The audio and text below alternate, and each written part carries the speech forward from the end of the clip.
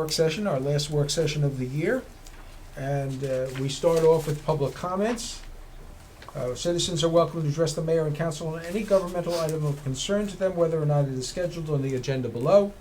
Citizens must give their names and at least their street address when recognized to speak. Large groups are urged to select someone to represent them. The public is advised that these meetings are recorded and hopefully televised and are subject to the Open Public Records Act. So I'm going to go from this direction around once, and if there's anybody that would like to speak. Carol Geisenheimer, Vice President of the Tenafly bid.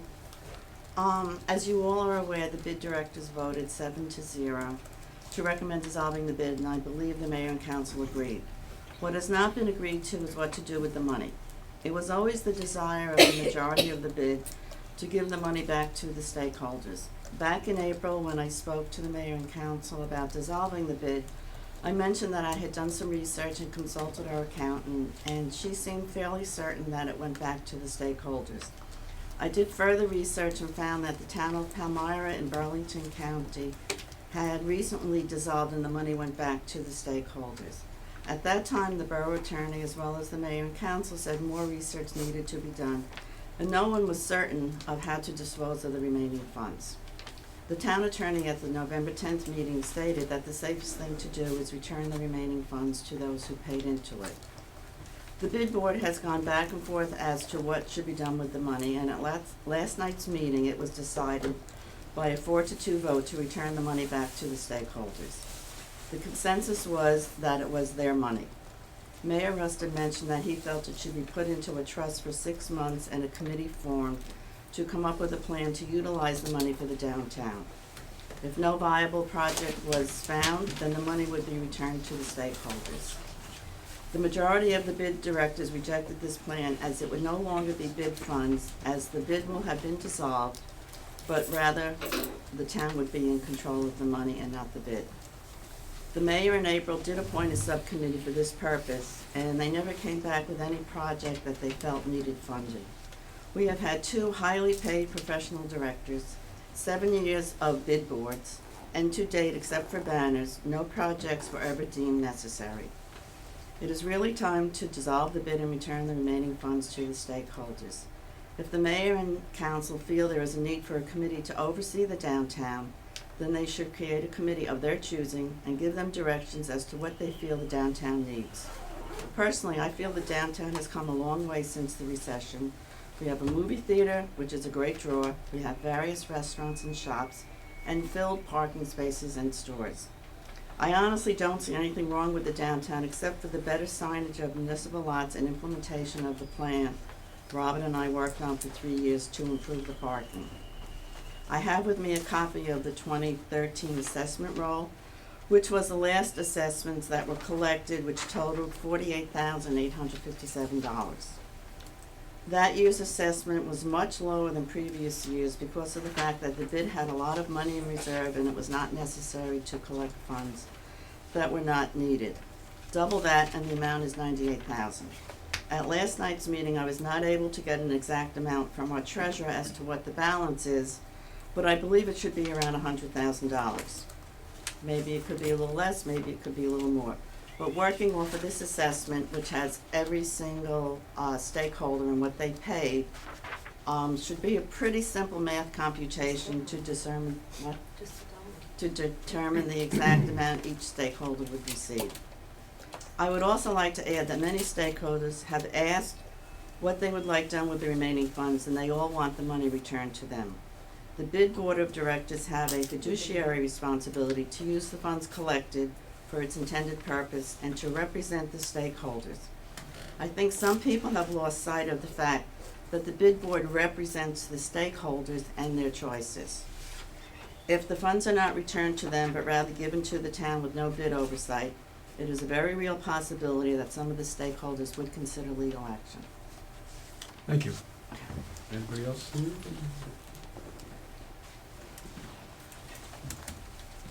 Please. Hi. Hi, everyone. I'm Hercules Invictus. I live at 3 Columbus Drive. And at the most recent Environmental Commission meeting, we were throwing out ideas on the table. And one that I threw on the table that I'd like to follow up on is starting to clean up Tenafly. So it was suggested by Dan Parks that I, basically present that idea here, so I'm doing that. Okay, thank you. Anybody else? Okay, we're gonna close the public comment section. Peter, quick question. Yeah. Since we have the under old business, the dissolution of the bid, and we have bid board members, would we consider moving that up if the council wants? We can do that. I would just like to do one other thing first, That's fine. and that is, under correspondence B, is a resolution or a letter from Verizon. So if you don't mind just turning to that, we have a representative here from Verizon. You want to just introduce yourself and tell us what you have to say? Yes, I'm Larry Morgan, work for Tilson Technology. We are under contract with Verizon. What Verizon would like to do is enhance their signal strength in different areas of Tenafly. And by attaching small equipment onto existing utility poles. They have an agreement with the utility companies, with the pole owners, to attach their equipment. And what Verizon's looking for is a consent from the council of Tenafly, giving them an approval to move forward with this process, to attach the equipment to the poles on existing poles in the public right of way. How do you feel about quid pro quo? You give us FiOS and we give you whatever you want on the polls. Well, fiber needs to be pulled to the utility poles where the small cell equipment's going to be attached to.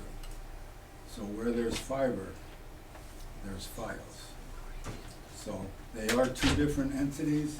It is Verizon, but we have Verizon Wireless, who I'm representing. And FiOS is Verizon as well, but a different entity. But it definitely helps the cause to get FiOS when the fiber is already there. Max, did you want to say something? That's the Yeah. Please. First of all, the disclaimer, I was a director with Verizon till May 2015 when I took an early retirement. So that's the disclosure. I'm jealous. At this moment in time, there will be no conflict of interest between me and voting on this resolution since I'm retired from Verizon.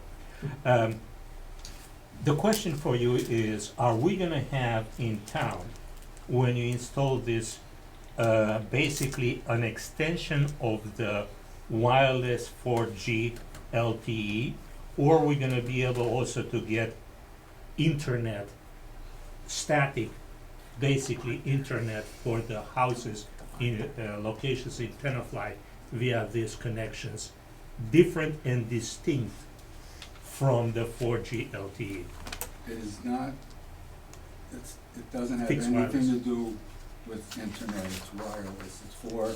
It's because we use our phones more for data than for call. And that's what takes up the wireless signal. So this equipment is to enhance the wireless signal so that we can all use our phones the way that we want to. So it's a It is- small cell deployment, That is correct. okay. That is correct. So it's not gonna help you with your internet. However, to go back to the FiOS, that can help the cause. It's fiber. Fiber is incredibly expensive by the foot. And there's a battle within Verizon as to who's gonna pay for pulling the fiber to different areas. Well, this small cell technology needs very little electricity to run. In fact, you can plug it into a 110 outlet. But they also need a fiber line, and Verizon Wireless is gonna pay to pull that fiber to activate their small cell equipment. I have to follow up with something with Peter, what Peter said, since I'm so familiar with the entire technology. Good. The request that we would like to make when you're gonna pull the wire, the fiber for the small cell, it's not the same fiber that we need for the Fios. The Fios connection is basically a fiber for every home. It's a home run to every single location. So what we will ask Verizon to consider, since the costs are already implemented, to basically double the fiber and bring also the Fios fiber at the same time. Because I know the theory, yes, you have fiber, but it's completely different, and this thing has completely nothing to do with the Fios deployment. If they can do that, they will make it so much easier for us to approve everything. Sorry. Oh, go ahead, we finish. I will, Our CO is in Englewood. There is fiber already connected to the CO in Gloucester. The entire Alpine area, including Gloucester, is already lit by Fios from the CO in Gloucester. It will be a nothing run to get Fios to Tenafly. well, you and I might agree with that. But Good. So I just will- take the message. Take the message to the people. You thought this was gonna be easy, I right? know, that's why I'm here. Mark, I will pass that along, Max, Okay. and see what they have to say about that Duck. proposal. So, couple questions, so who owns the utility poles? Who owns the utility, are they going on utility poles? That is, on existing utility poles. now, Verizon does. You've got to, give me Yes, some he leeway does. here, is it JCP&L that's in this? Yes. area? PSC&G. PSC&G, PSC&G? right. Okay, so it's PSC&G or Verizon Telephone, or a combination of both. Okay. And Yes. Verizon Wireless already has agreements with the pole owners. So you're already So- compensating the pole owners? That is correct. And so, okay, so when you deploy the small cell equipment and you put it in like an area that you determine you need the enhanced support, Mhm. do you put it on every pole or occasional poles, or how does that all work? It's not on every pole. And incredibly, they focus where there's a Starbucks, where there's a grocery store, a plaza, you know, where there are, where people congregate with their cell phones. So they will attach to one pole, and depending on what's around that pole, they'll get from 500 feet to 2,000 feet of enhanced signal strength. Buildings govern that, foliage govern that as well, but they are not thinking it would be cost prohibitive to go on every pole. Just a good location on one pole in a specific area where they know their signal strength is weak. Now, a certain area they're pointing at, the signal strength could be in pretty good shape today, but they know in 6 months' time, in a year's time, a year and a half time, there's gonna be an issue. And there's dropped calls, there's no calls, and it's because we're all emailing, taking pictures, videos, and everything else, and there isn't anything Right. left Right. to make that call, which is, for emergency personnel, that can be an issue, big time. So do you have control boxes with these, correct? Where the meters get attached? And let me finish that question before you answer.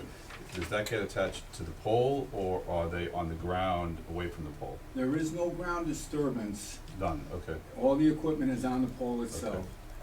It's either a flat panel antenna that points in one direction, or it's a cylinder, about a foot and a half, possibly 2 feet in height, that's multi-directional, okay? That is as close to the top of the pole that they can place it. And then about 15 feet above pedestrian height, there are a couple of radio cabinets that are attached to the pole. Below the power lines? That is correct. That is, yeah, because it was a education for me as to who uses what on a utility pole. Right. It's amazing. You have your telephone, you have your cable, you have your primary space, secondary space. But that's all worked out now with Verizon Wireless and Verizon Telephone and PSEs. So do you apply for permits for each pole, or how does that's what you do? That's the reason why they would like the resolution from the borough, is to get a blanket approval, and then for every single location, they will, a building permit and electrical permit with a lease exhibit, you know, an actual, engineered drawing of what they're, attaching to the pole, and pay the fees and whatnot, and get those approvals in before they do any of the work. Okay. Assuming you got this resolution relatively fast, when would you think this work would be done? In the spring, or? Well, I want it done yesterday. That isn't the way it works, but I would say the spring, most definitely, they would start, but if the weather stays like this, maybe after the holidays. Tony, did you? And then Bill? Joel, as you know, we have a major communication problem. Radio communication with our fire trucks and our police cars. Will this in any way enhance or help that communication? I don't problem know, that I'm we're hearing you having. for the first time. This helps Verizon signal strength.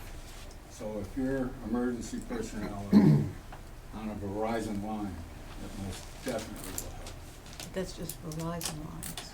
So Verizon customers primarily would benefit. That is correct. See, but I think in the police station though, because they keep, I know Verizon has to keep coming in to make Band-Aid fixes Yeah. to the. That's important to know.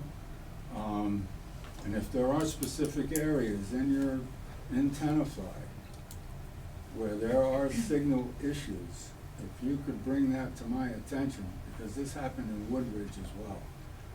We went into Woodridge for this very same thing, and they gave us just 2 separate streets where, you know, their calls were dropping or they weren't able to make the calls, and they requested that Verizon focus on those areas as well. Well, maybe what we'll do is we'll get, you have this contact information, have the chief I call will them. get it, but the meeting that we're having is scheduled, with the consultant is actually scheduled already for next week, and the board will be there as well, What board? Bill? the Board of Yeah. Education.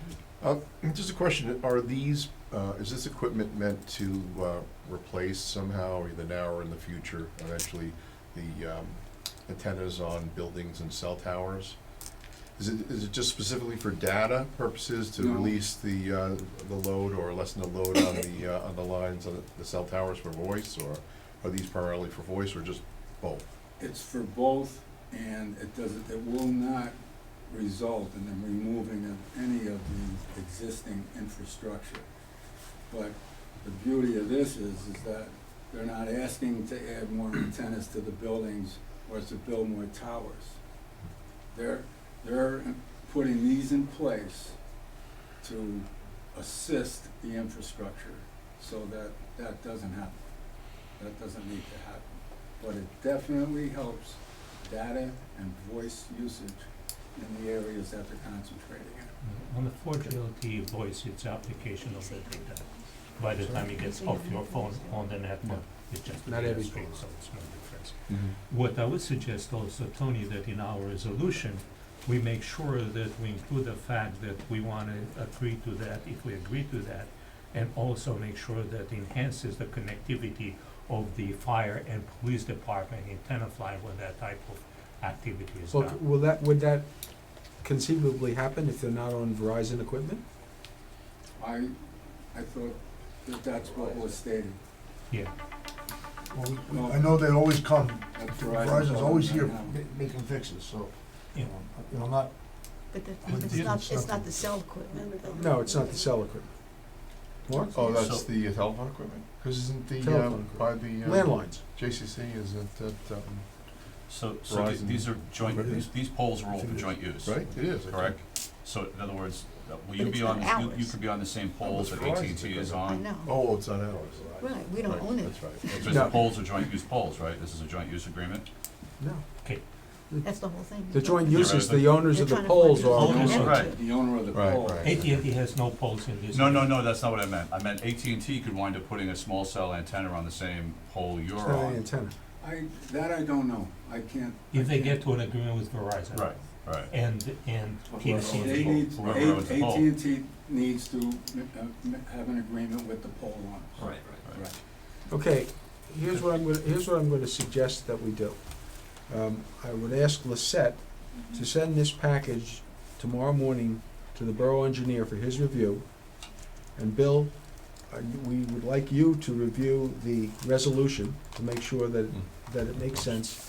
And ask the engineer and Bill if they could get back to us before next Tuesday so we could put this on the agenda for Okay. Tuesday. And if you would be good enough to give us a sense of what Max is asking for, if that's doable. It's not a we're not gonna tell you it's a game breaker, Yep. but, or a deal breaker, but we would look at that as being a very favorable thing. Yeah. And the town has the capability of basically asking for specific issues that will improve the welfare of the town when this is done.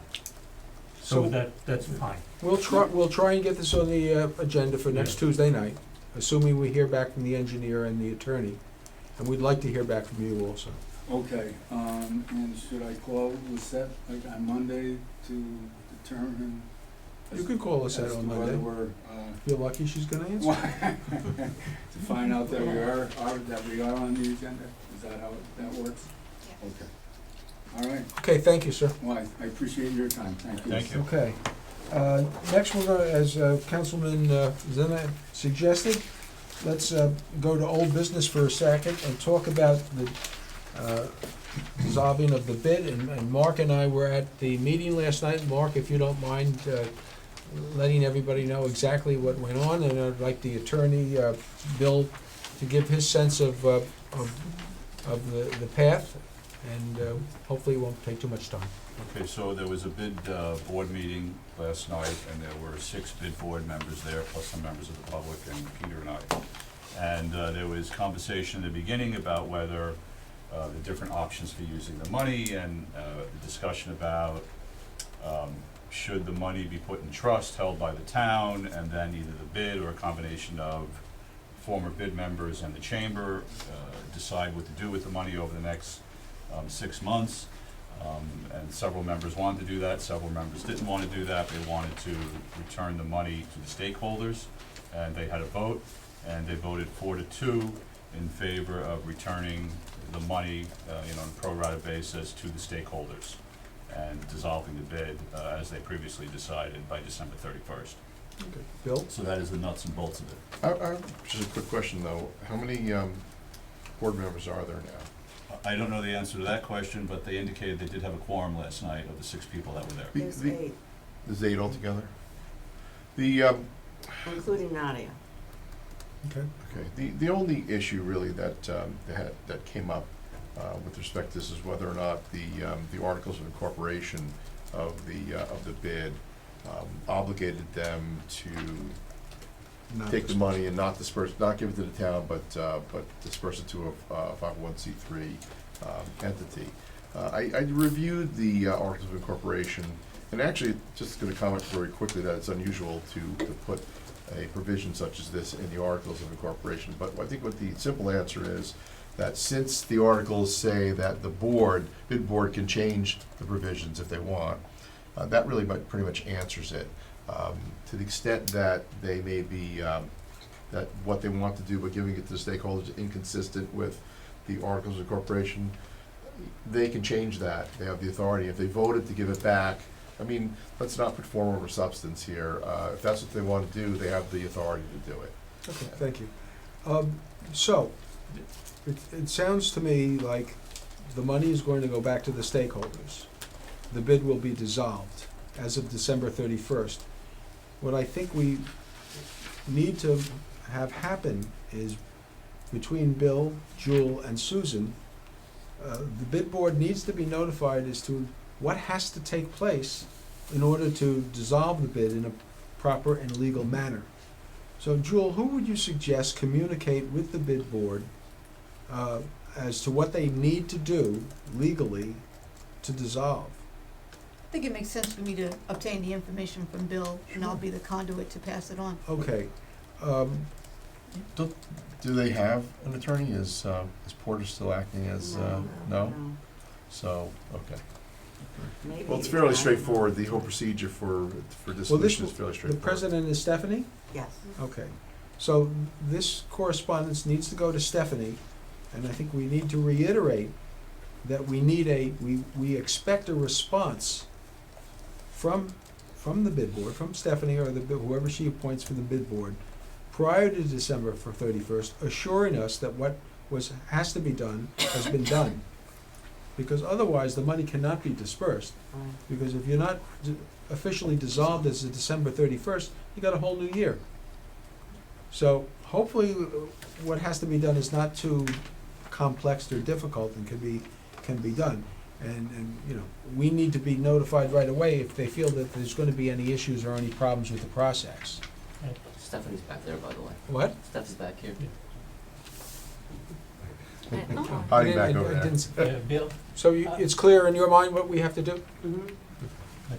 Bill, I have a question. If the bylaws of the bid basically Bylaws or article of incorporation? No, the articles of the incorporation, which are basically do not provide the return of money, do they have to have a formal resolution that says we are hereby changing the article of incorporation to allow for the return of the money to the, otherwise it's just gonna be a conflict and that just creates a problem. That was my comment of form over substance.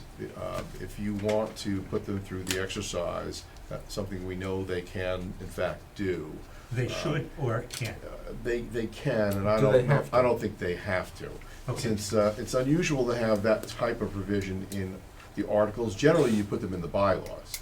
Or in the bylaws. Because to change your articles of incorporation, that involves the state filing them with the state of New Jersey. But then at least do they have to change the bylaws? That's what I wanna. Bylaws don't say anything about it. The answer is no. No, the answer is no. The answer is no. That's not necessary. If they vote, this is what we're going to do, to the extent that the articles are inconsistent with them, the fact that the articles specifically say that the board has a right to revoke or change any of the provisions of the articles, I believe overrides. So Stephanie, you know, obviously we're under serious time pressure here. Once you review what Jules sends out to you, please let us know immediately if you find it doable, or if there's any issues, if you need any assistance. Obviously, it doesn't sound like you have an attorney. I don't know how accessible your auditor or your accountant may be, but we need to make sure this is done properly. She's pretty accessible, the accountant. I've Okay, worked with her. that's fine.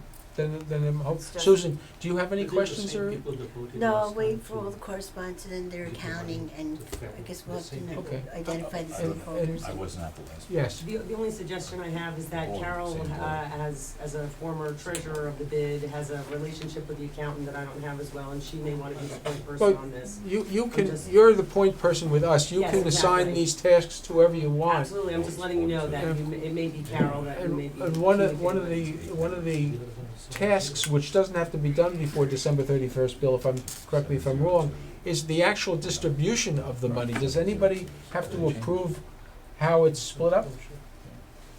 No, the directions, I believe, the direction would come from the bid board. This is what is to be done. They'll do that by way of resolution. We would just be the dispersing agent. It doesn't matter, you know, we have a way to do that. We're going to give it pro rata back to the. But who decides which entity gets 2% of it, which entity gets 1% of it? Do we leave It's- ourselves in a situation, an uncomfortable situation, if property owner A says, wait a second, I only got X number of dollars, I should have gotten more than that? Is this something, is there a formula that needs to be approved by anybody other than the bid board? The bid board doesn't even decide how much each person pays. Well, who does? It comes, it's a formula that comes based upon the assessment of the property. Yeah, No, but who is the person that guarantee or make sure that the money is dispersed properly? That's what I'm asking. That's our It's being charge put on us. based upon the bid board's resolution. We are charged with that responsibility. It's all here from the spreadsheet from 2013. It actually says the percentage, what they paid in for that year, Mhm. and I'm assuming it's roughly 48,000 I'm assuming we have double that money. But where did you get those numbers from? The assessor. The the assessor. The tax actual assessor. Okay, so Susan, you'll be reviewing all this? I'll work with Carol and Ann and we'll. Okay, figure so out- that- Whatever helps, just call me, I can help you That's, with that. that's the answer I'm seeking. So we do have a little oversight as to the actual disbursement of the money. Well, We collect the in money. conjunction I know we with, collected the yeah, money, but I'm not talking about, percentages and talking about things. dispersing the You should money. have It will this, be but- dispersed the I same I mean, I'll make copies, way it's as the only it's one I have. collected. Okay. And this is Like we have a. copy But of you that. understand what I'm saying? I don't, Somebody I don't just wanna gave be me in a 19. situation that after the money's dispersed, 2000. somebody comes back and say, wait a second, they got more than they should have and I didn't get enough. Because they're gonna be But we're getting the ones that make the determination of how much to collect. It would be the same amount of giving back percentage-wise Well, that- as we that- collect, that's what I wanted to know. It's a fixed formula. So if it's changed, based it'll upon be- the assessment. We're the ones that make And the who gets the formula. We're the money? ones that disperse the The numbers. original. We're the ones that owner will collect pay it, the- and Right. we'd be dispersing it based upon the same exact formula. Okay. Based on. Okay. what was Sure they assessed. Anybody at this table, anything else Yeah. about the bid? So, Okay, I want Thank you. those cards. Thank you. We gave them to her. Yeah, but, oh, you did? Okay. next, we're gonna go to 1A, which is the annual financial overview. How we doing? We're doing good. Do we have something to look at?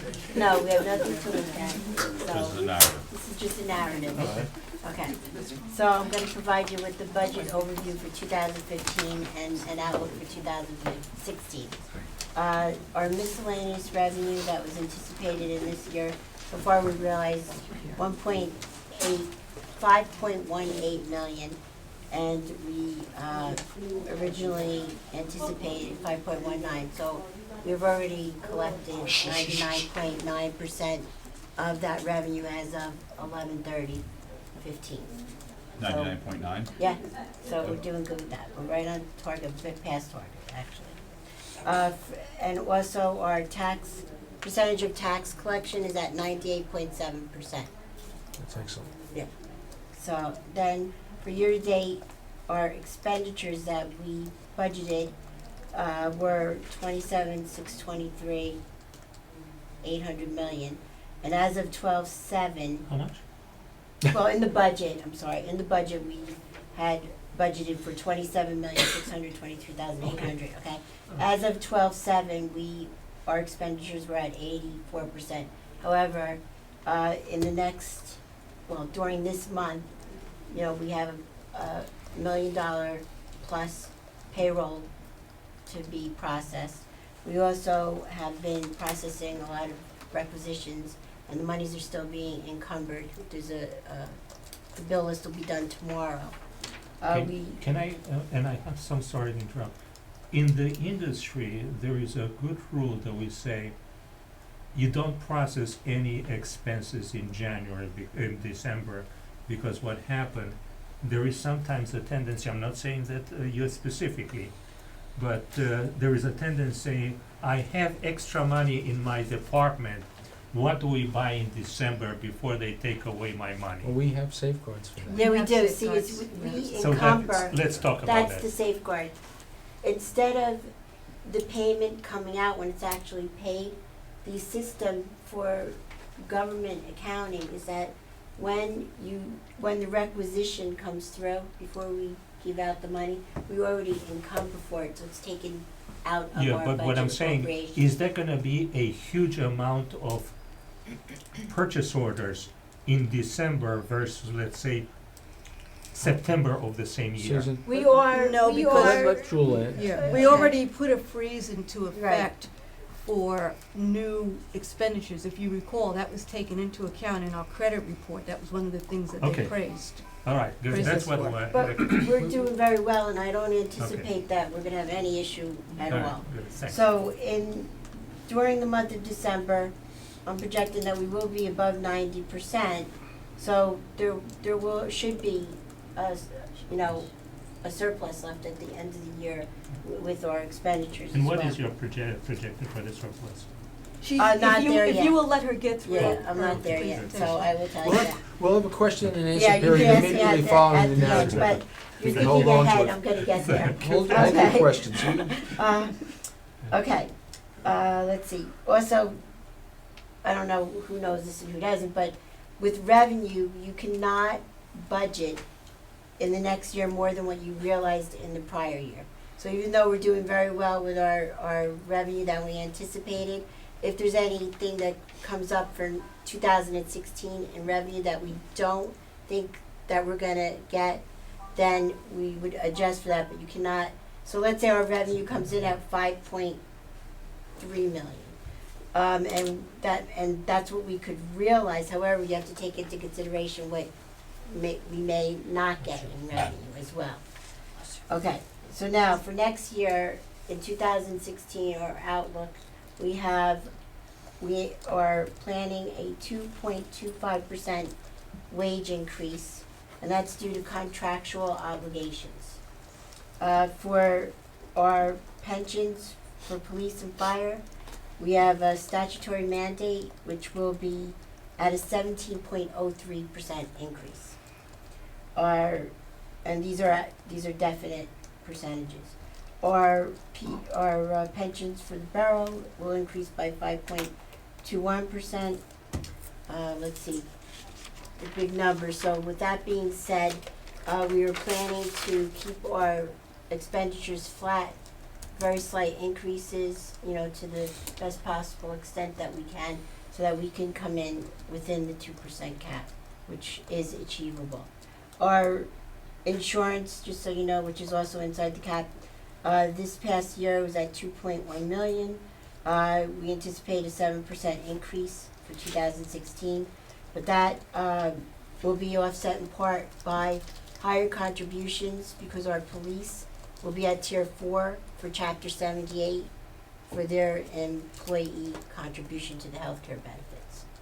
I'm sorry, what is tier 4? There was It's the highest the level, highest level 4 years. of there's 4 tiers that Okay, we have to contribute to. The police were behind the borough employees. The borough employees are already at tier 4. So that being said, if they were contributing like I understand, so those are the 32%, contributions. they could go up to 35% in the contribution, so their share It's of the higher. contribution is higher. So even though our insurance is going up, our Employee increase in contributions. employee Yeah. contributions You make is up being for it. offset by their higher contribution. Thank you. Okay. Let's see, so how do we regenerate surplus? There's gonna be, our 2014 reserves will be canceled, they'll be taken into surplus. Our miscellaneous revenue not anticipated, that should be taken into surplus. And I would say all in all, our surplus that we anticipate should be approximately around 1.6 million going into 2016. And what was it a year ago? It was about 1.668 million for this year. For outside the cap, just so you know, we anticipate most of it to be generally flat, except for the BCUA, which should increase by 10.6%. That is offset in part by other items outside the cap, which is mainly our debt service. That will decrease by 3.9%, and basically that's due to our pay down of our debt and also our recent refunding of bond ordinance, which decreased our interest on our current debt of approximately $200,000 over the next 6 years. So all in all, I think that we should be very confident in providing the same level of service that we do to our residents, and at the same time optimizing whatever efficiencies we can, even though we're gonna try to keep our current level of expenditures in 2016. Thank you. You're welcome. Question and answers. Okay. Thank you so much for this You're welcome. presentation. Basically, how much is our tax roll increasing, projecting from 2015 to 2016? Do you mean in percentage or in? Percentage and I think real in, numbers. now, I don't have it in front of me, but I know that for this year, we're at 93 million. And I think, and we'd have to double check this, last year I think it was around 91. We 90 always have an 91 increase, yeah. million. But that information comes from the assessor. Yeah, Right. so it goes from 91 to 93 for I next think it year? was about, Last year, no, it was last year. next year, I don't know 93 million is for 2015 to 16. We just got that rate out. So, Susan, I just am trying to understand, last year budget, basically, our tax roll versus the previous year increased by a substantial amount, and if I remember, was 1.07 or something like that $1 million, Okay. because of, new constructions, reevaluation and stuff like that.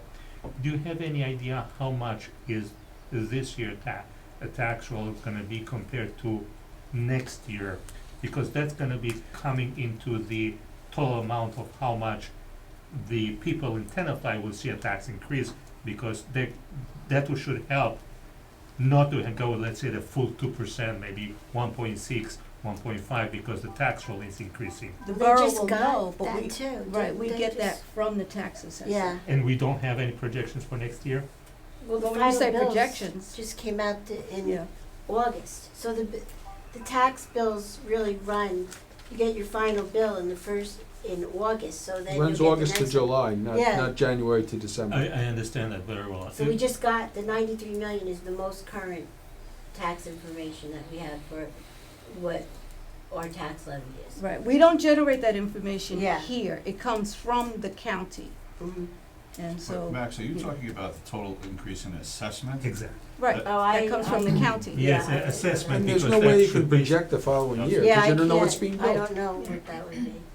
There's no That's what you- relationship between the probably- previous yeah, year that- and yeah, the yeah. future year. It's I don't all wanna over give the place. impression that that's a number that we project, Yeah. because Yeah, we you don't. can't. No, Can't but project it. like, for example, we know the taxes, see, the way it is, basically, all the increases, you have 50% this year, but they're gonna be like 100% next year of all 100% the, of what? all the assessment. You can't predict next year, but what I can tell you is our collection rate is higher because we do have added assessments. Yes, But that was based on this year. We won't know what the added assessments are until Next. we know next year what the construction projects will be.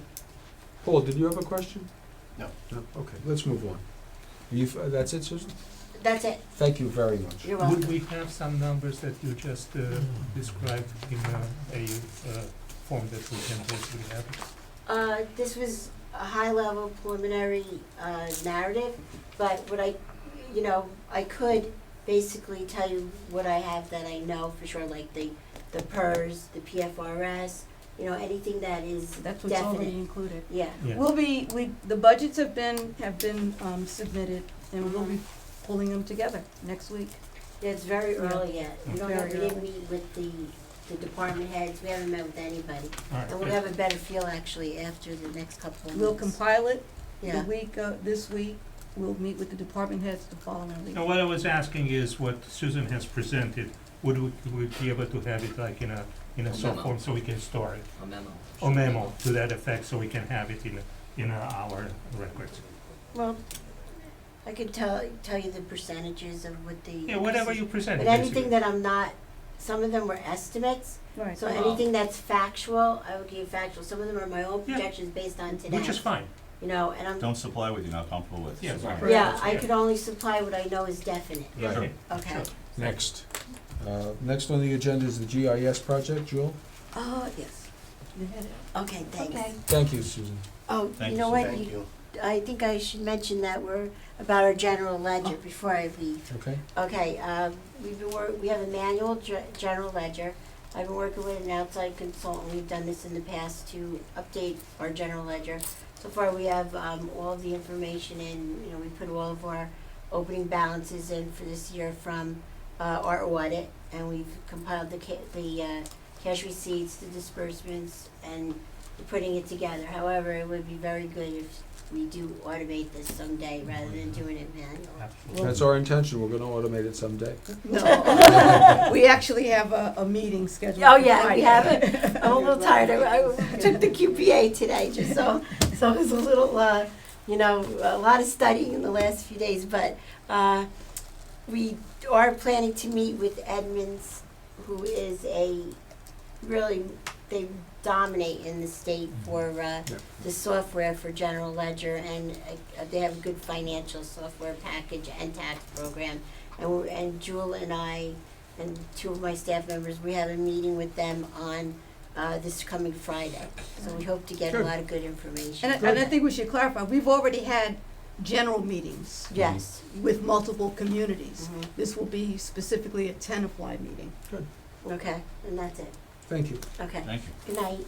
Good night. Good night, Susan. Joel, Sure. GIS? GIS. I believe a couple weeks ago gave you just a overview, and now we're at the point of implementation. Just basically wanted to keep you abreast of the fact that we are looking to upgrade, we are looking to enhance our operations, make them more efficient, more effective, and we are looking to finally move into the 21st century where it comes with respect to land use management and asset management. So a little further along, we have the resolution scheduled for the meeting of the 15th to basically implement the contract. So this was just an opportunity to give you a little bit more information, to give you a clearer idea of how the project would progress over the next 3 years. As you recall, when we had the budget hearings last year, there was concern about taking on the full cost at once. So our borough engineer, Mazer, basically worked with us in breaking it down. And what you have on the cover memo page is just a quick overview of how it does break down. So when we say we're initiating it in 2015, that's actually based on the 2015 ordinance. Obviously, the bulk of the work will take place in the beginning of 2016. The first phase is $40,000. We provided you with the scope of work, profiles on the GIS leads that will be coming from Mazer. We've talked about this before, but I think it's important that you have specifics, and that's essentially what this provides for. Thank you. Can we ask you questions about this? Sure. Joe? Alright, the scope of work for phase 1.0, it shows map viewers, which we all understand, and then work orders. What specific work orders are gonna be entered over here? Those are DPW work orders. They currently have an automated system, but it's based on old computer applications. This will bring it into the GIS system. Right now, there's no relationship. It's all Mhm. essentially just blank data, flat data. So the type This of will be works that will digitized. come into here will be like rebuilding culverts and resurfacing streets. Those are the type of, yeah? Well, all their work. All the work All their orders, work. all work orders. But those are the type that the work that DPW does, Correct, Yeah, cleaning it's- catch basins. catch basins and basically infrastructure right. type, refurbishing and doing like that. Right. On the document management, what documents will be included? When you say, document management, it'll be everything that's related to what DPW uses in generating its work orders. You have the initial work order, you have the staff assignments, you have the completion reports that are prepared by the foreman. So basically, all the documents that are part of that process, as well as their internal memos. The whole idea, as we discussed, is everything will be based on a parcel basis. So Yeah. document management would be every time DPW touches a particular block and lot, those documents will, for that particular location, for each individual location, will be in one file. Yeah. So that the they can see SQL will be able everything. to query by the lot, by locations, by type of work, where did we do culvert improvements, and they're gonna be Correct. 70 different Plus, things. you'll have different graphic images, digital photos and things that'll be linked to them. And the question begs, now the question is, the average Joe that comes to the town here, he goes to the department of, the building department, and says, oh, I'm trying to do something to my house. And I need to know where are the pipes, where work was done. Would I be able to find that type of information from the request to the building department? Or are they included in this, or are they completely separated? I'm trying to understand that. It gives the breakdown over 2 years. Building, zoning, planning board, code enforcement, that'll come in phase 2. Code enforcement, so if some work was done on a home, That's what I'm saying, that's, Phase 2. that's phase 2. phase 2, okay. All right. Okay, Try Mark, please. please. Were you done, Max?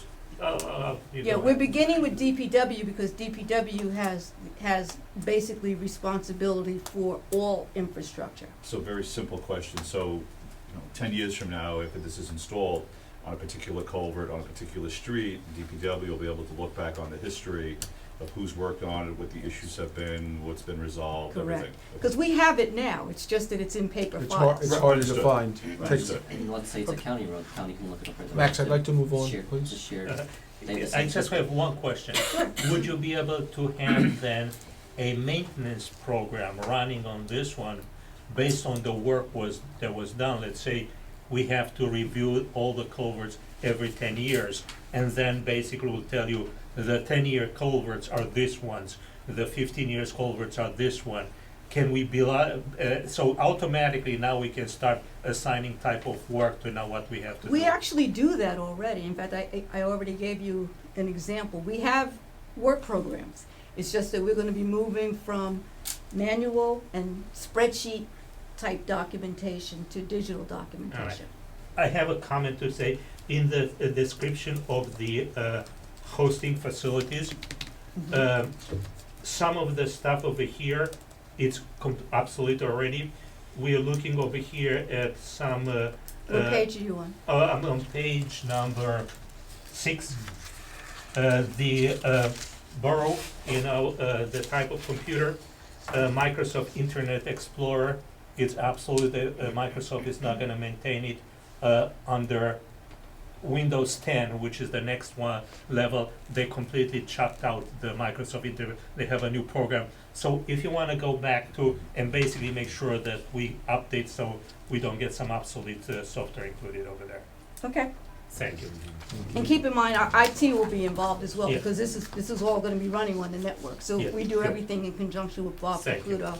And any of those types of minor adjustments about applications and what's no longer being supported, IT provides that input for us. The zoning map update. The zoning map update. I have to apologize, I did give you just a brief overview, but I also wanted to give you copies That's great. of the map. Mister? We will have a large display board for the meeting that the public can also view. But this is our new zoning map, and it's got a P now, Bill. As you can see, I mean, it's very brightly colored. I mean, copiers basically always kind of tone down the color a little, but we got the Lindsay stamp of approval, so believe me, it has been gone over multiple times. They did a very good job. As you recall, I think we indicated for you that this has not been done since 2007. So we have been basically having to refer to our files and changes that have been approved, and then sort of manually applying that to our deliberations for zoning and variances. This brings everything up to date. This will also be digital. This will be integrated with our GIS system, so That's wonderful. we can update on an ongoing basis now. Thank you. Very cool. Okay. Next is the committee to interview bond counsel firms. Now, am I correct in assuming most of this will be during the day? Yes. So we You missed need, D. I'm sorry? You missed D, but you can go back to it if you want.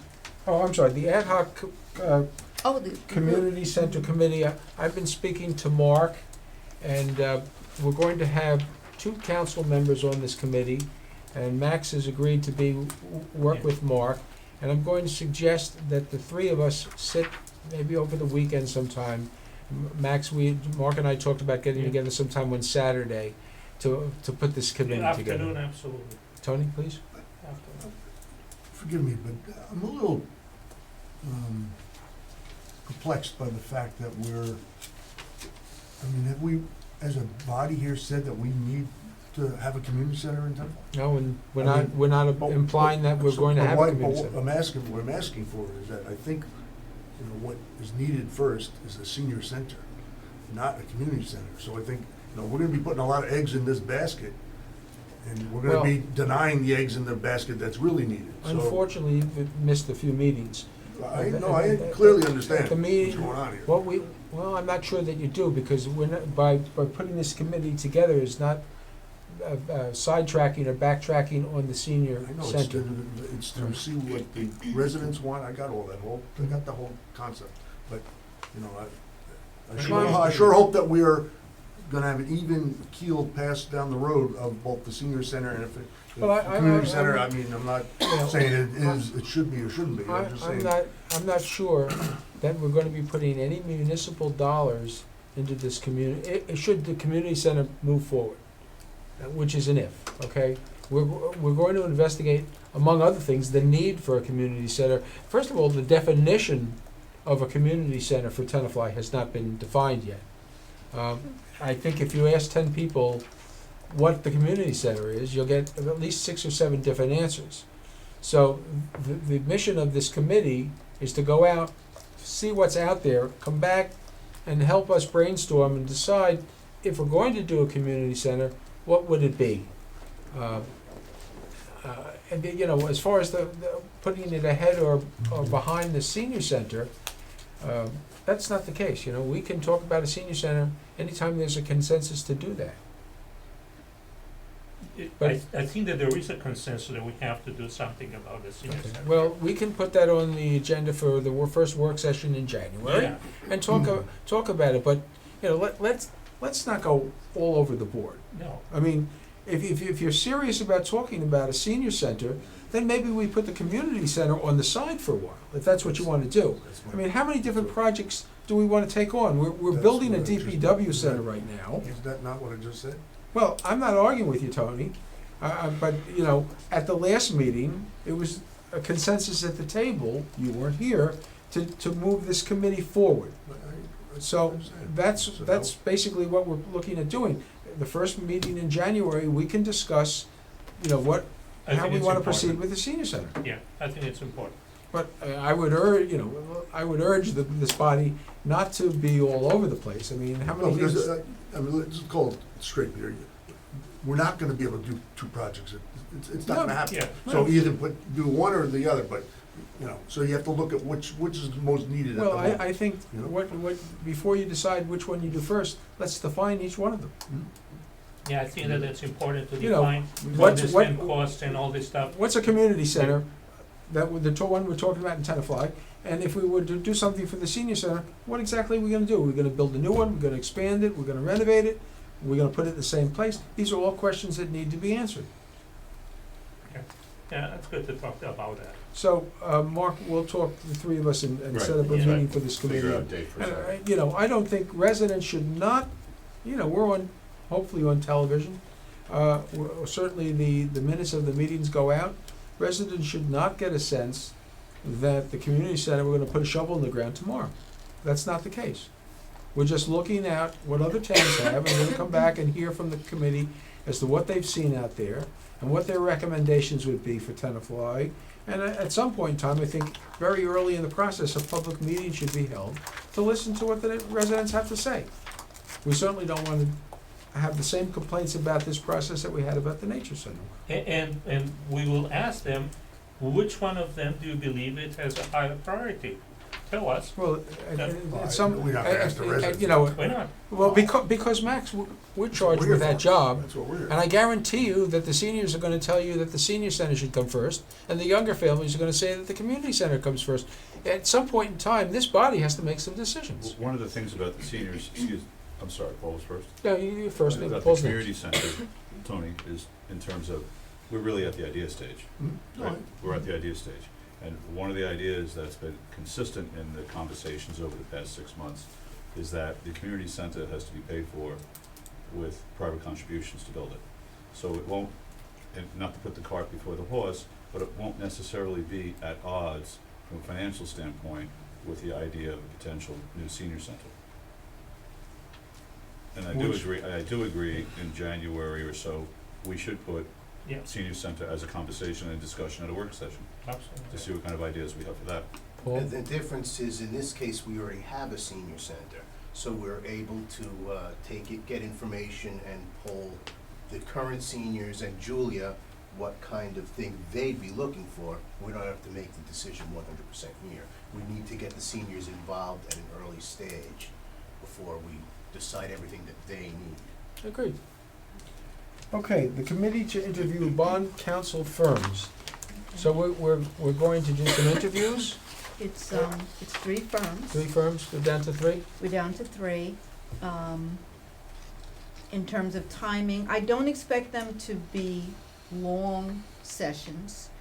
There are some key questions that we should ask them. Quite frankly, a lot of the information that we would want to know from them is contained in their RFQ responses, but we want to make sure that we could have a good rapport and a good working relationship with them, and there are some things about interaction that we would want to know.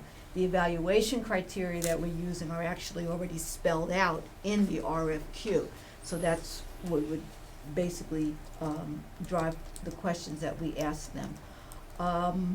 From a timing perspective, I don't think we would need more than 30, maybe 45 minutes top For each For firm. for interview. each firm, for each Is that gonna be a interview. structured interview? Yes, we always do structured Okay. interviews. Are there 2 council people that would like to volunteer for this? You said it was during the day? Yes. One of the, I looked at some general time periods, and this is based solely on my schedule, because so far, we have no input from the council, the bond council. But, Thursday, December 17th in the morning, How early is it in the morning? 9, 10, probably more like 10. I'll try to make myself available if the council Well, believes that I can. Let her give us all 3 times. Because we're gonna give them some options as well. Friday, December 18th, morning or afternoon, preferably morning into afternoon. Those are my preferred times. If we needed to, I can be available Monday, December 14th, and Tuesday, December 15th. Those days are open right now because that's time for meeting with the departments, but, I could squeeze in meetings if necessary. Max, you want to be part of this committee? I can make myself available. Okay, is there somebody else that would like to? If the times work, I could try and make it legal. From a timing perspective, then they wouldn't be able to, We wouldn't have the opportunity to deliberate, to have a selection at the reorg. I'm thinking that we could make the award for the first regular Yeah, meeting. because No then way we I'll can need do to this at pay the recess. No, because we always do the appointment at the reorganization meeting, but whoever's selected, we need to pay to play papers And it has to 10 be days 10 days. before the Okay. appointment, so it's just a timing That's not gonna- issue. Correct. So, the soonest we would be able to do it is the first, public meeting in. Why can't you have them all submitted as part of the process? Then their paperwork's all in order. That's usually the final No, step. there's no urgency behind this. Okay. That's okay. Yeah, we're not gonna be doing any bonding So Dan, prior to Dan, mid-January. Max and myself? Yes. Okay. Okay. Well, on the Friday, if you could do the PM, I would prefer that, if it's possible. If not, it's okay. So Jules, if it can be between 11 and 2, usually that's good for me because I lunch break and I can do this type of thing. Not between 11 and No, 2? can He be prefer the between morning. 11. Well, Oh, you prefer? I'll work for you. We'll work for you. or, like 9 o'clock is fine. Yeah. On Friday, 9 o'clock on Friday? 9 o'clock on Friday. Yeah. I'll try to work with those 2 Yes. days. Okay, so let's move on. Update memo. The first item is the liquor sales, follow-up with respect to the times for closing. As you recall, the chamber submitted a request to extend the time from 6 p.m. to 10 p.m. It was suggested that we might want to consider 12 p.m. The consensus was to request, the police chief to take a look and review and comment. He did give us a, recommendation in writing, which we have provided, and as you can see, the chief did not recommend, going as late as 12 o'clock. Basically, as he pointed out, we want to be in compliance with, or basically the conformity with everyone else. We don't want to So- become the place that people come after 10 o'clock. And the chamber also submitted a follow-up email, So- essentially reiterating their preference. I think we have a consensus for 10 o'clock, folks. I'm fine with 10 o'clock on Sundays. Okay. Sorry? I'm fine with 10 o'clock on Sundays. Yeah, well, it's 10 o'clock every day. Every day. 10 o'clock, I mean, increase on Moving it Sundays, to, yeah. on Sunday from 6 to 10. Right. Okay. The next item on the River Edge Road mid-block crosswalk, this is just an update, and we will come back to this at the first meeting in January, but I just wanted to let you know that the report has been completed, laid out what are the next steps for you. The borough would have to pass an ordinance accepting the report to install the crosswalk, send a copy to the county engineer, obtain a letter from the county called a letter of concurrence, and then schedule, obviously, the work and also prepare the budget for the work. Could we fast track this, please, because this is something that's desperately needed? Well, fast tracking would mean the ordinance, first meeting in January for introduction, and Okay. that's what we figured you would be anticipating. That's So fine. that's what we're moving towards. Telephone system upgrade, we introduced this subject. It's actually been discussed periodically over the past 18 months, but the program is now starting to move at a much, much faster pace since the Board of Education, which is the lead agency and which is already funded, is moving to publish their RFP. I met with their consultant, Paul Sabella. I thought he had a very good, got a very good idea of what our needs are, what our equipment is. Obviously, because of the fact that our system is maintained already by the Board of Education, he's able to get information directly from the IT coordinator as well. I'm basically asking him to get back to us as quickly as possible with the proposal for what his services would be on behalf of the borough with regard to preparing our plans and specifications, which would be incorporated in the overall RFP. At one time, we had talked about the borough being an alternate, our specifications being an alternate, but we're not really ready for that. An alternate means that basically they would be considered simultaneously. So now we're looking at it as an addendum, which is more of an add-on, and it gives us the opportunity to have a little bit more control over the timing. The biggest thing that we need to know is what our share is going to cost. I've made it clear to the board that we can't give them an absolute commitment at this point. That's why we're going with the addendum, because there's a possibility, depending on the cost, that we might recommend it being included in the 2016 capital. But if the cost is not, effective, if it's more than we anticipate, we might have to defer it to 2017. They've assured us that we can be added, that's not the problem, but obviously, from a IT network perspective, they would like to have us all go on at the same time. So that's what we're waiting to see, whether or not it's a number that we feel, is affordable for the coming budget year. Jewel, do you happen to know how many stations we have total? Stations. In other words, how many, specific spots for phones or For connections? phones, we have 145 employees. Take out police. We have about 100. 100 Mm-hmm, in the different buildings? correct. Right, okay, thank you. But we have about 100. And I did talk to Yasu Sami, the business administrator, with respect to himself and Bob Caputo coming in January to give their presentation on behalf of the board, and they're more than willing to do that. Lizette has given me the dates so we can start planning. And who is this gentleman? Bob Caputo, Yas Usami? Yeah, I don't know. I'm Oh, sorry. Yas is the Yeah, business administrator for the Board of Education.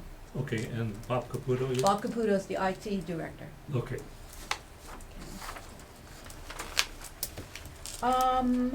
Just some quick updates. There was inquiry, I think Councilman Barzalato asked about the tenant selection process for 311 Tenafly Road. I indicated I would get that information from Tom Toronto, and that is included in your packets. It is the next to last page. And on it, he lays out in a bulleted format everything that he did, or everything that the United Way did with respect to soliciting, processing applications, and selecting applicants. The move-in date for tenants for December 1st Been delayed. has been delayed. They just have to get one more fire approval, and that should be in the works now. So I don't know if this answers your questions, or if you have any follow-up questions for Tom Toronto based on what he's supplied. What else? 5 South Summit, also an update, just wanted to let you know that that report has been done, has been completed. Building tested negative for lead paint, but it does have quite a bit of asbestos with regard to the floor, the vinyl floor tiles. And we were advised that the cost of demolition and the method of demolition, the cost should be fairly reasonable because the tiles are not friable, meaning that they haven't disintegrated to the point that they're releasing particles into the air. So that was actually very good news. The senior van follow-up, I gave you, the last page is a preliminary response. As you can see, 4 communities have gotten back to us in advance of the formal discussion we're gonna have at the Riverside Co-op on December 16th.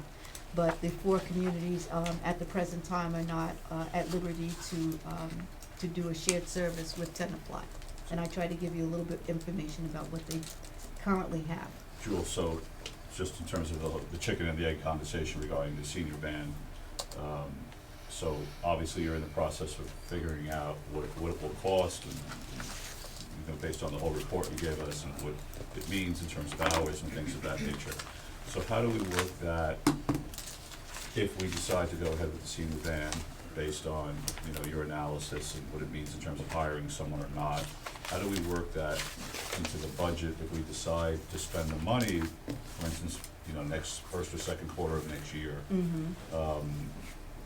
How does that play out? Well, as I said, if we go with the equipment first, I doubt that we would hire anybody in the first half of the year. Okay. But if we decide to budget for the equipment, then basically that will dictate the level of service that we provide. Okay. And for instance, there's the whole question of redundancy. Mm-hmm. If we get one van, there's no redundancy. So basically, you'll be designing a program that matches the equipment as opposed to getting the equipment. Jewel, So- if I may, after the last discussion, I took it to speak to a number of people about vans. I spoke to the mayor of Norwood, I spoke to the mayor of Cresskill, I spoke to people down in Edgewater, I spoke to people in Brightview, and what I found amazing, of all the towns, with the exception of Cresskill and Edgewater, the vans are only used like 2, maybe 3 days a week for a few hours a day. Bergenfield said they use theirs 5 days. Well, I didn't speak to They're much Bergenfield. larger, Cresskill Yeah. uses it 5 days a week. Edgewater uses it 5 days a week, and it breaks down where they may do doctor's appointments 2 days a week. Good. They'll go to what I think it's Cresskill goes to Garden State Plaza and what used to be the Bergen Mall 1 day a week. Drops people off, both places picks them up, and the other day is for shopping. So and once again, as I've spoken to members of the council, I believe that the Senior Services Committee will play a major role in trying to figure out what the needs are of the senior population. And we're talking not only people that go to the senior center, but the seniors that don't get out to the senior center for whatever reason. This is the constituency which we have not been reaching up to this point. So I agree with Jewel. Let's get the van and, and at the same time, try and identify the needs. I know most of these towns either have an employee driving the van or have hired part-timers, maybe two part-timers. Yeah. So I think that's, Yeah. that's the way we should go. We basically, yeah. So my last question, so you're gonna work that number of the cost of that van into the budget? So, okay, good. Right. And, the vans are usually bought on state contract. We wanna get something small, because, seeing these 20-seat vans and buses go around with 3 people in them, Right. it doesn't make any And sense. if Well, one of the it's things we- local tour, we can get Right. twice going back and That's the forth. thing, It's it's not a not, big it's not deal. gonna be an on-demand transportation service, it's going to be more localized. Yeah. It will go occasionally, obviously, outside of Tenafly, but it will be taking groups, Yeah. Dan? Thank you. The, on the little thing you made for on the last page, ability to share with Tenafly, no. What was the question? What ability to share do you need? Well, I to- guess I used the term ability. I guess it was really like lack of desire. They feel as though whatever level of service they want to provide, whatever shared services they want to anticipate. For instance, Bergenfield, theirs would be based on the fact that we talked about whether or not a van was used 2 or 3 days a week versus 5 days, but theirs is 5 days, and they don't provide weekend service. Talked about Closter. Closter is basically doing their own thing. They do have an application in with, I heard some terrible things about that grant too, yeah, recently, very recently. yeah, it's way behind schedule by years. Yep. But they're committed to waiting it out. So there was a reason in each case. Harrington Park is already partnered with Haworth, so they have Which makes sense. no capacity Right, that makes for sense. us. And then, you saw Northfield, Northvale. Basically, partly because of the way the van was provided, it's exclusively for their community. Makes sense. Okay, next. FEMA. FEMA, good news. Well, That's what the one- hopefully it'll be good news if we get, selected. But we are, preparing to put together an application for the FEMA Assistance to Firefighters, grants. And I laid out the details of how it's being prepared, under the, aegis of, the Mazer Grant Coordinator. I think, some of you may have met Kelsey. She came, I think, to 1 or 2 of the public hearings, but, she is really wonderful, and she's done a great job for us. And I listed some of the other applications that she's prepared. The application is due January 15th, and as of today, Kelsey and the fire representatives were setting a date for an in-house meeting. Lori Sicardi, the administrative assistant for the fire department, has already started compiling the preliminary information, general information that they need to fill out the application. And I'm here to assist if they need anything, but the main thing my office is providing is the funding for the preparation. And, just to remind, what is the FEMA grant for, It's if I'm sorry? It's called Assistance to Firefighters. And basically, they define the categories that you can apply for. One is vehicles, one is what's called PPE, personal protective equipment. And then there's also capacity building, but we already have an experienced fire department, so that's not one of our issues. And the final decision still has to be made as to whether or not we're going to do 1 application or 2 applications. And when you do that, it is a matching grant or is 100% granted by FEMA? It's a 100% grant by Okay. FEMA. Thank you. Okay. We checked into the unlit Christmas lights, so we got those dealt with. If you see any additional, let us know. What we found was that the sometimes I guess they have like little minor surges, and they trip at the fuses, and there's a button to just reset them. Just wanted you to be aware that the county did reach out to all of the municipalities in Bergen with regard to participating in an energy auction that they're going to be sponsoring, but we are already along and under contract. I don't think they're getting a very large positive response on this. But because they're bigger, would they get they buy more, they get better rate because they're bigger? If more people jumped on, would it be better? You know what I mean? Possibly, Scale? but just like us, we're going into our third year already. So the county is actually a little behind some of the municipalities in doing that. There are also a lot of communities that are in the SEM as well. So, I mean, those who are available to do it, but we're already under contract. Okay, thank you. That's Can I it. just ask a question, why, because I know we discussed it when we talked about finishing Tenafly Road, that they were gonna continue all the way down into the DPW by the gas tanks. And repave that whole area, and I see they only stopped midway. Right, they're still gonna do it, we just didn't have enough money. They stopped at DOT Chestnut. cuts us back every year, so we just had to find a reasonable point at which to stop. It's like, it's taking us 4 years, and we still have not received adequate funding. We used to get a road done in 1 year, but that's just not the way it is anymore, with DOT funding. Jill, just remind me, because I'm not so sure I remember.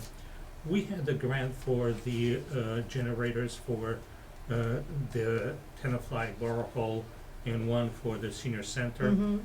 We got the grants and we're gonna implement it. Is that Right. correct? Correct. Okay, thank you. The plans are under review by the county, Okay, our specifications, but it's moving, it's implemented. let's go to correspondence. First letter was for the, from the Lions Club. Glad to report that we should approve this because the signs are already up. Oh, that's, Can't keep a good lion down. And we've already done B. C is a routine thing that we do every once in a while.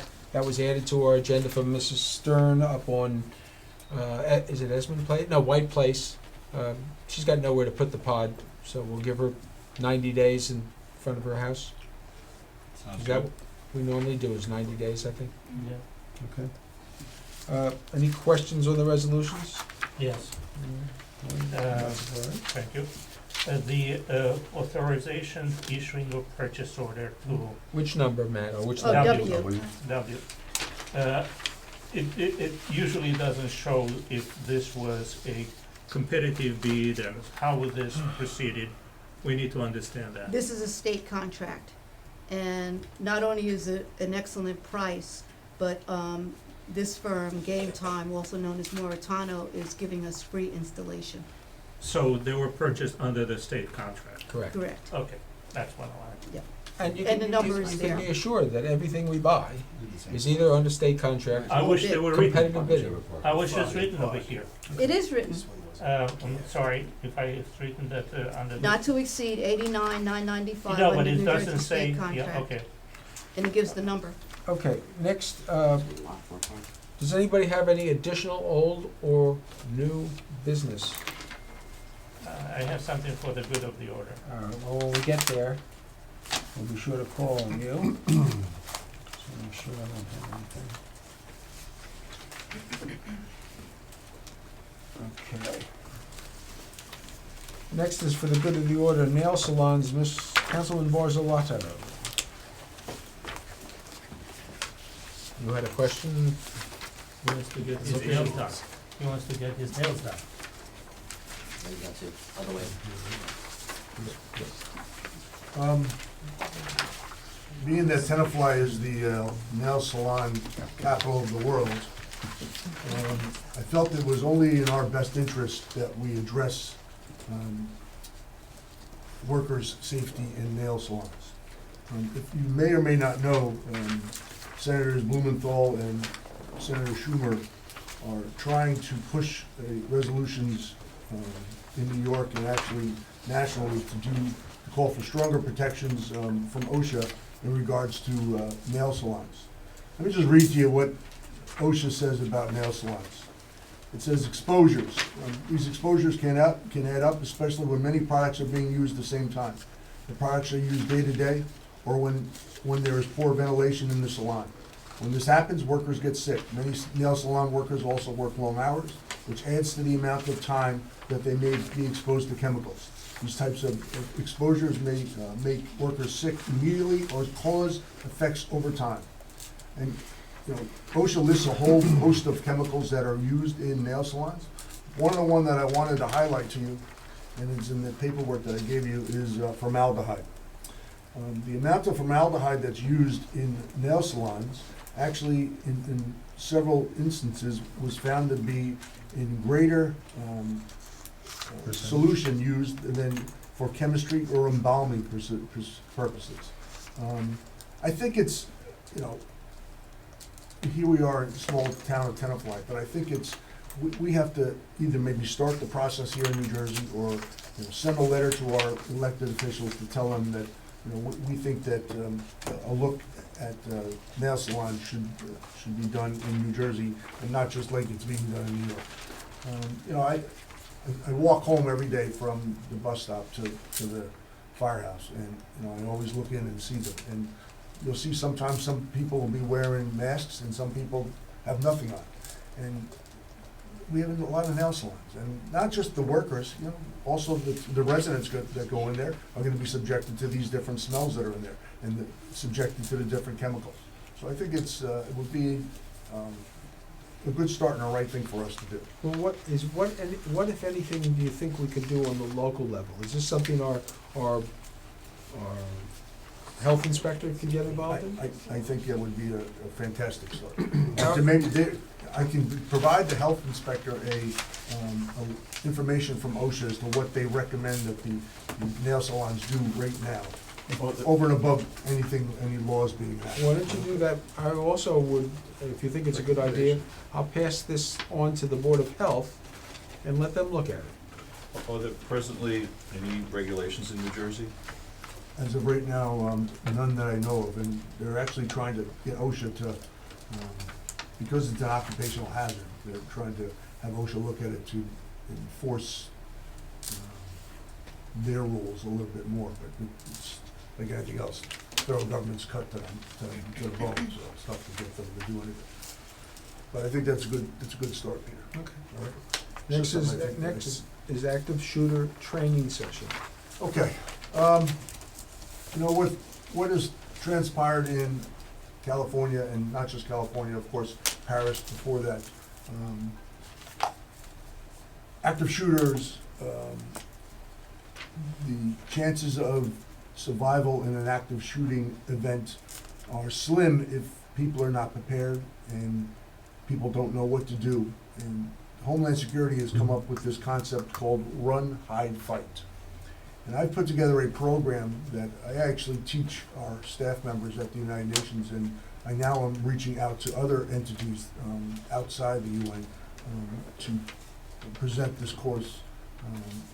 It's titled How to Survive an Active Shooter Event. And it's about an hour-long session, and we go through the whole session concerning what's an active shooter, who's an active shooter, and there's a 5-step process that an active shooter takes before they even fire the first bullet or before they even set off an explosive. And then we ended up showing the video that's been produced by the Houston Police Department. I'm willing to do that for us as a body, and I've even asked the Board of Education next month. They don't have many sessions. Maybe they could attend one of our sessions, and I could be glad to present it. Now, one of the reasons I wanted to present it as a body like this is that it's televised, we hope, and that, you know, Tenafly residents would be able to actually see the presentation and use it on their own. Yeah, we can do it in the main room. So, Would our local police department have any connection or part in this process? Absolutely not. What the police do, they do with the schools, which is, they do a fantastic job with the schools. They do all of the training and with the kids and with the teachers and the administrators. I know that the police department has done a training session with our borough employees here. This is going to be going along the same lines, but I've tailored it not so much. It's an across the board training for everybody, not just meant for specific occupations or specific people. So I think it would be worthwhile. Paul? What I think would be good is if we could possibly arrange it with Mr. Di Gregorio at the high school media center, perhaps Tony put it on there. And this way it could be filmed and televised on Channel 77 and stay longer in the rotation than a council meeting does. That's a great thought. Well, whatever way we do it in terms of the medium, I like the idea. Makes a lot of I think it's sense. good. Yeah, Okay. makes a lot of sense. Junior firefighter age of eligibility, Tony. As you know, with your approval, we've now have a junior firefighter program in the borough of Tenafly with the fire department, and it is going beyond leaps and bounds. Fantastic. How many kids? You know what, I knew you were gonna ask me that question, I completely forgot. I'm thinking it's something like 11 kids right now. What's they the want- age limit now? Right now, it's 16, so they wanna bring it down to 15. Wasn't the 16 based on insurance situation?